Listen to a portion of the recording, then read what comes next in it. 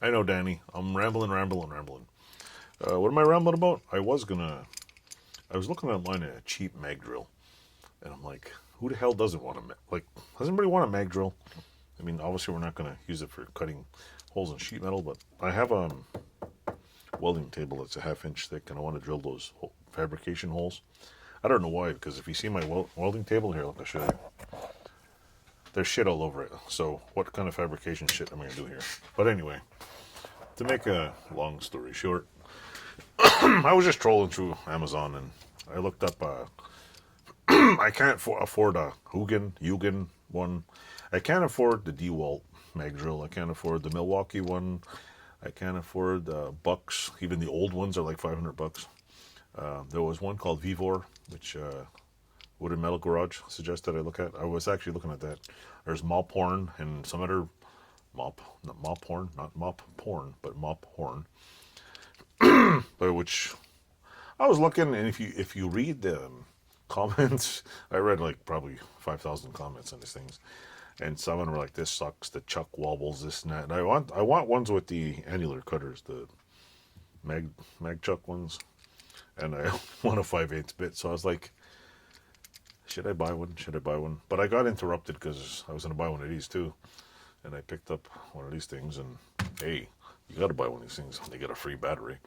So battery is worth more than a tool. So I was looking and looking, and I'll probably wait.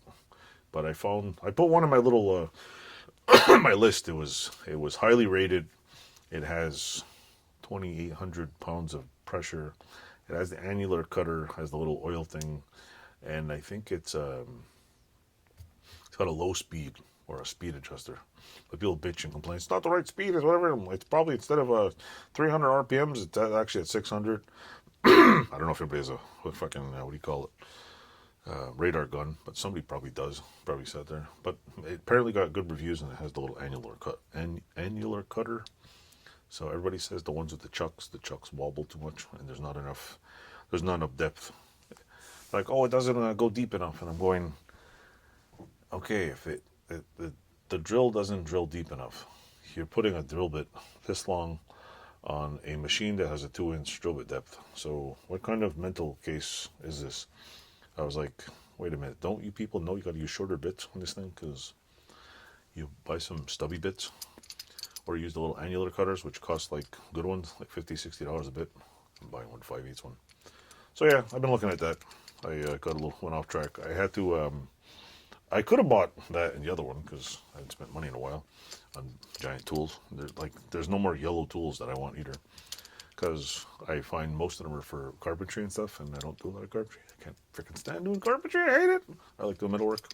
I like doing metal, but rest is all like power saws and what do you call it?